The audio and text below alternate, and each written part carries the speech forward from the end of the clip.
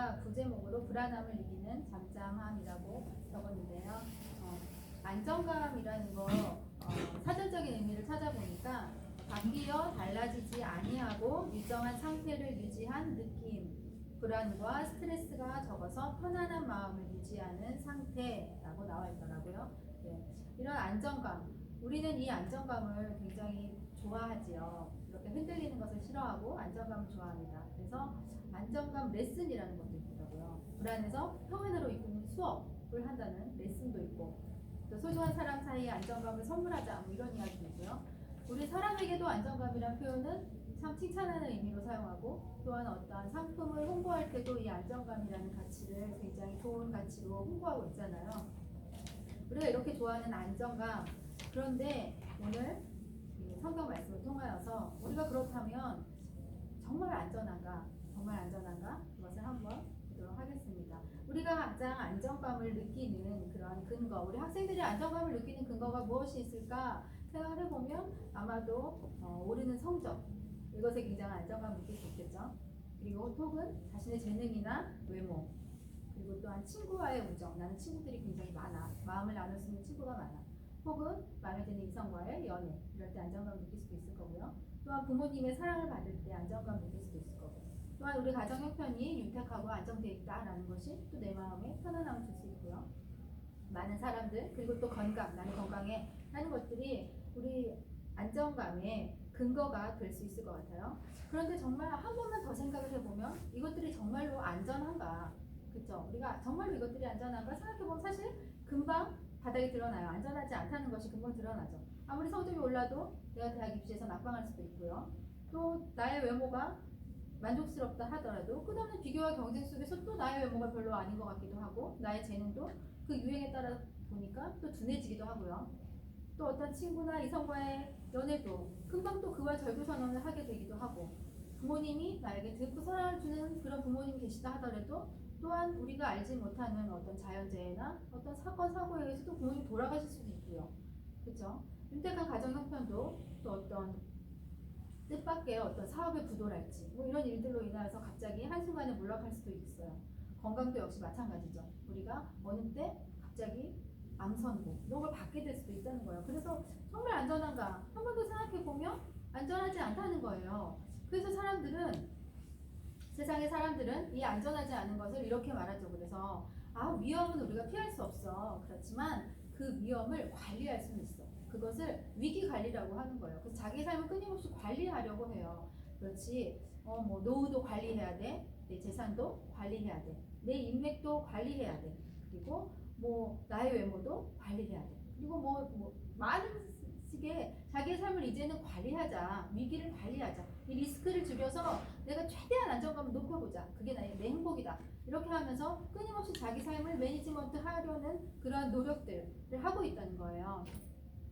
그런데 하나님께서는 우리가 그렇게 참된 안정감을 느끼고 있는 그것에 대해서 하나님 성경 말씀에 무엇이라고 말씀하는지 보면은요, 우리가 사람에 대해서 안정감을 느끼고 있을 때, 뭐 부모님이나 친구나 이성이나 어떤 사람에 대한 안정감을 느끼고 있을 때, 우리 잠언 29장 25절을 보면 사람을 두려워하면 올무에 걸리게 되거니와 여호와를 의지하는 자는 안전하다, 이렇게 나와 있어요. 사람을 두려워하면 너 사람 좋아하고 사람 의식하면 올무에 걸려 라고 말씀하고 있는 거예요.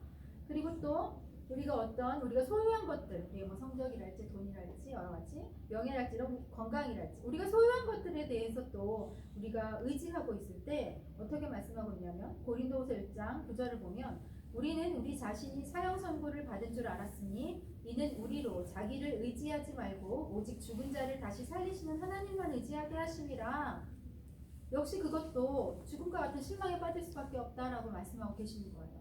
그리고 또 하나님은 어떻게 말씀하고 계시냐면요, 전도서 7장 14절을 보면 하나님은 형통한 날과 곤고한 날을 병행하셔서 사람이 장래일을 모르게 하셨다라고 말씀하고 계신 거예요. 그리고 다시 한번 또 찾아보면요, 잠언 27장 1절에도 내일 일을 자랑하지 말라. 하루 동안 무슨 일이 일어날지 네가 알 수 없다. 이렇게 또 말씀하고 계신 거예요. 그러니까 이 모든 조건들, 이 모든 상황들이 우리에게 없을 수 없는 필요한 일이지만 그것이 영원한 것은 아니다라는 게 하나님 말씀하시는 공통된 말씀인 거예요. 영원하지 않아. 그리고 언제든 흔들릴 수 있어. 그리고 그것은 네가 감당할 수 있는 것이 아니야. 너의 인생에 대해서 너는 알지 못해 라고 분명히 말씀하고 계신 거예요. 그렇다면 하나님 뭐라고 말씀하는 거예요? 너의 인생의 길이 너에게 있는 게 아니라 나에게 있어 라고 말씀하고 계신 거예요. 그런데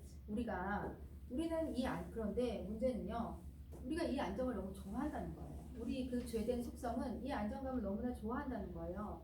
대부분의 경우에 급격한 변화보다는 우리에게 익숙한 거, 우리에게 정돈이 되어 있는 거, 그런 것들을 너무 선호한다는 거죠. 그래서 하나님께서 분명히 그렇지 않다라고 말씀하셔도 우리는 끊임없이 그것을 쫓아간다는 거예요. 그리고 그것 안에 머물고 싶어 한다는 거예요. 우리의 속성이. 그래서 하나님의 방법은 하나님께서 때로 우리의 믿음을 성장시키기 위해서 이 익숙한 것들과 결별하도록 명령하실 수 있다는 거예요. 하나님께서. 우리가 뭐 가정의 평화 누가 싫어하겠어요, 그렇죠? 그리고 풍요로운 삶 누가 거부하겠어요? 건강한 몸 누가 원하지 않겠어요? 우리에게 이 익숙한 것들과 결별시키면서 하나님이 하시고자 하시는 것은 이제 하나님 안으로 우리를 끌고 가시는 겁니다. 하나님만 의지할 수밖에 없는 상황으로 우리를 몰고 가시는 거예요. 그래서 하나님 안으로 우리를 이렇게 끌고 가시는 거예요. 아브라함처럼 말이에요. 아브라함도 그랬잖아요. 아브라함에게 너무나 익숙했던 그 본토 친척 아비집을 떠나라. 하나님께서 첫 번째 명령이 바로 너 떠나야 돼. 익숙한 것으로부터 떠나 라고 말씀하신 것처럼 우리에게도 그것들을 명령하실 수 있다는 겁니다. 그렇게 할 때 우리가 세상의 방법이나 상식, 세상의 관점대로 살아가는 것을 버릴 수 있다는 거예요. 그것들을 버릴 때 비로소 믿음의 성장이 일어난다고 하는 거예요. 그래서 하나님의 방법은 그렇다는 거예요. 하나님의 방법은 내 생각이 너희의 생각과 다르며 내 길은 너희의 길과 다르다. 이게 바로 하나님의 방법이라는 거예요. 하나님은 그러니 나의 길을 따르라. 이렇게 말씀하고 계신다는 거예요. 그래서 우리 다음 페이지. 네, 우리가 정말 안전한지를 봤고요. 하나님의 방법이 무엇인지 지금 봤어요. 그렇다면 하나님은 그래 너의 생각이 나의 생각과 다르고 너의 길이 나의 길과 달라. 그래서 이제 너는 나의 길을 따라야 돼라고 하시는데 그렇다면 하나님을 따르는 하나님을 그 의지하는 길이 무엇인지 우리 한번 살펴보도록 하겠습니다. 우리 그 인물이 있어요. 우리 주일에 이어서 다시 오늘도 다윗이네요. 다윗의 시편 62편을 보면서 우리 어떻게 하나님을 따라갔는지 그 안에서 다윗을 보고자 함이 아니라 다윗을 통하여 우리를 보고자 하네요. 오늘 이 시간에 우리가 도전받기 위함입니다. 그래서 우리 오늘 시편 62편을 한번 우리 같이 읽고 은혜를 나눠볼게요. 시편 62편 우리 한번 같이 읽어볼게요. 시작. 나의 영혼이 잠잠히 하나님만 바라보며 나의 구원이 그에게서 나오노라. 오직 그만이 나의 반석이시요 나의 구원이시요 나의 요새이시니 내가 크게 흔들리지 아니하노라. 넘어지는 밤과 흔들리는 달같이 사람을 죽이려고 너희가 일제히 공격하기를 언제까지 하였냐. 그들이 그를 그의 높은 자리에서 떨어뜨리기만 표하고 거짓을 즐겨하니 입으로는 축복이요 속으로는 저주로라. 나의 영혼아 잠잠히 하나님만 바라라. 무릇 나의 소망이 그로부터 나오노라. 오직 그만이 나의 반석이시요 나의 구원이시요 나의 요새이시니 내가 흔들리지 아니하리로다. 아멘. 이 우리 시편 62편 읽어보니 우리가 이 가사 많이 익숙한 가사죠. 오직 주만이라는 그 우리 CCM 그 찬양의 가사잖아요. 그 가사 그 찬양을 부를 때는 이 찬양이 굉장히 그냥 은은하고 조용하고 이렇게 그래서 그런 내용인 줄 알았잖아요. 그런데 사실 이 내용을 자세히 보면요, 사실 그런 내용이 아니라는 거예요. 하나님 앞에 이게 엄청난 투쟁과 갈등 속에서 고백하고 있는 고백이라는 거예요. 먼저 1절 한번 보면요, 나의 영혼이 잠잠히 하나님만 바라며 나의 구원이 그에게서 나오는도다 라고 말하고 있어요. 나의 영혼이 잠잠히 하나님만 바랐다라고 말하고 있어요. 우리 정말로 이렇게 잠잠히 하나님만 바라봤던 적이 여러분 있습니까? 여러분 있으신가요? 이 잠잠히 하나님만 바라봤다라는 이 상황은 정말로 조용히 은은하게 유유자적한 그런 상황이 아니라는 거예요. 정말로 너무 힘들어서 아무것도 할 수 없어서 하나님밖에 바라볼 수 없는 상황이었다는 거예요. 하나님만 바라보는데 큰 소리조차 낼 수 없었다는 거예요. 잠잠히 소리 지를 힘도 없고 소리 지를 여유도 없고 하나님께 땡깡을 쓸 수 있는 힘조차도 없어서 눈물 한 방울 나오지 않고 소리도 나오지 않아서 정말로 잠잠히 하나님을 바라봤다는 거예요. 그렇게 잠잠히 하나님을 바라볼 수 없는 그 하나님밖에 바라볼 수 없는 그 엄청난 갈등의 상황이었다는 거예요. 그렇게 나의 영혼이 잠잠히 하나님만 바라며 나의 구원이 그에게서 나오는도다. 뭐라고 고백하고 있어요? 나의 구원이 그에게서 나온다. 네, 하나님은 내게 구원을 주시는 분이십니다 라고 처음에 고백을 하고 있어요. 그런데 그 고백이 2절에 가면 또 기가 막힙니다. 2절에서 다시 보면요, 오직 그만이 나의 반석이시요 나의 구원이시요 나의 요새이시니 내가 크게 흔들리지 아니하리로다 라고 고백하고 있어요. 1절에서는요 뭐라고 고백했냐면 나의 구원이 그에게서 나온다. 그러니까 하나님이 나를 구원하신다 라는 어떤 지식 차원의 고백을 하는 거예요. 하나님이 나를 구원하시는 분이시다 라는 지식 차원의 고백을 하고 있었다면 2절에서는 오직 그만이 나의 구원이다. 하나님이 나의 구원이다 라고 믿음을 고백하고 있는 거예요. 2절에서는 하나님이 바로 그 구원이시다. 이제 그 하나님이 나의 구원이시다.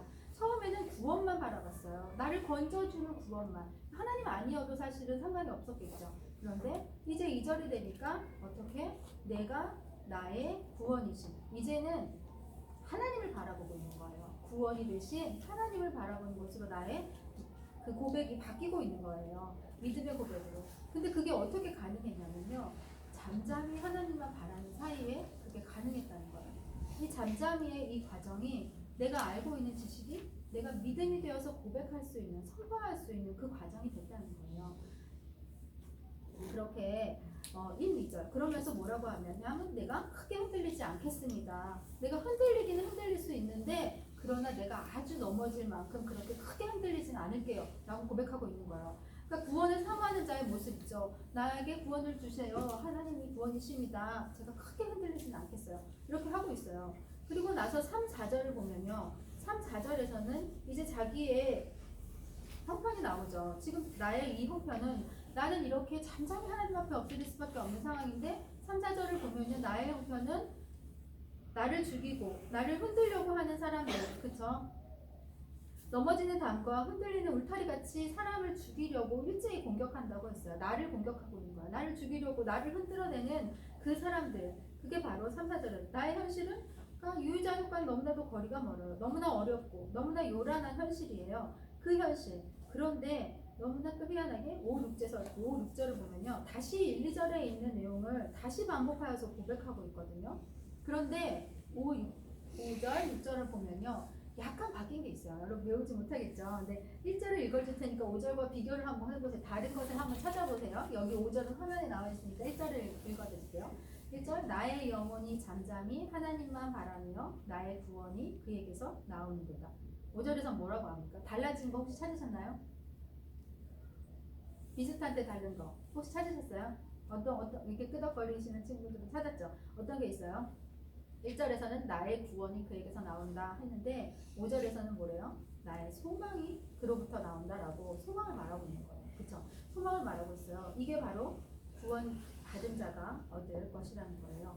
구원받은 자가 얻을 것이 바로 무엇이냐면 소망이라는 거죠. 그래서 우리 오늘 이 시간에 점검을 해봤으면 좋겠어요. 나는 정말 하나님이 나의 구원자이심을 믿고 하나님이 나를 구원하신다는 것을 믿는데 나에게 그 소망이 있는가? 나에게는 미래에 대한 기대가 있는가? 그리고 나의 구원받은 증거가 소망이라는데 내가 정말로 그 온전한 미래에 대한 소망이, 하나님이 행하실 일들을 믿음으로 바라보는 그 소망이 나에게 있는가? 하고 묻고 있는 거예요. 오늘 우리에게 도전하고 있는 거예요.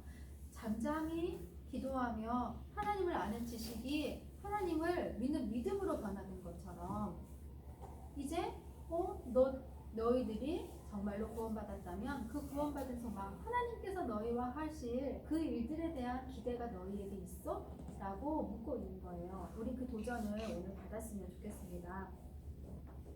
그랬더니 또 다시 이제 6절에서 보면요, 오직 그만이 나의 반석이시오 나의 구원이시오 나의 요새이신 내가 흔들리지 아니하리로다 라고 나오죠. 이게 2절과 거의 똑같아요. 근데 2절에서는 어떻게 나왔냐면요, 오직 그만이 나의 반석이시오 구원이시오 요새이시니 내가 크게 흔들리지 아니하리로다 그랬어요. 근데 달라진 점은요, 여기서는 그냥 흔들리지 않겠다라고 나와있죠. 6절에서는요. 그러니까 1, 2절에서는 그러니까 1, 2절 같이 하나님 앞에 잠잠히 엎드렸던 이유가 바로 3, 4절이었죠. 내가 죽을 것 같아요. 너무 힘들어요. 절 죽이려고 쫓아다녀요.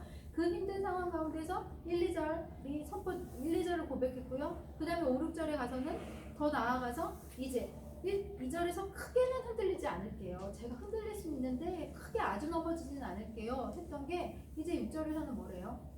아예 흔들리지 않겠다라고 고백하고 있는 거예요. 미래에 대한 소망이죠. 미래에 대한 소망을 고백하고 있는 거예요. 이제 내가 그 소망이 발견되고 나니까 이제 내가 조금이라도 흔들리지 않겠습니다. 이제 내가 조금도 흔들리지 않겠습니다라고 고백하고 있는 거예요. 이제는 내가 흔들림 없이 꾸준히 하나님만 바라고 가겠습니다 라고 고백하고 있는 거예요. 그래서 우리가 오늘 이 시편 62편 말씀을 통하여서 참된 안정감에 대해서 좀 깨달을 수 있는 것 같아요. 정말로 우리에게 참된 안정감을 주시는 분은 하나님에게로부터밖에 올 수 없다는 거. 그런데 그 하나님만 바라는 일이 어느 한순간에 되지는 않겠죠.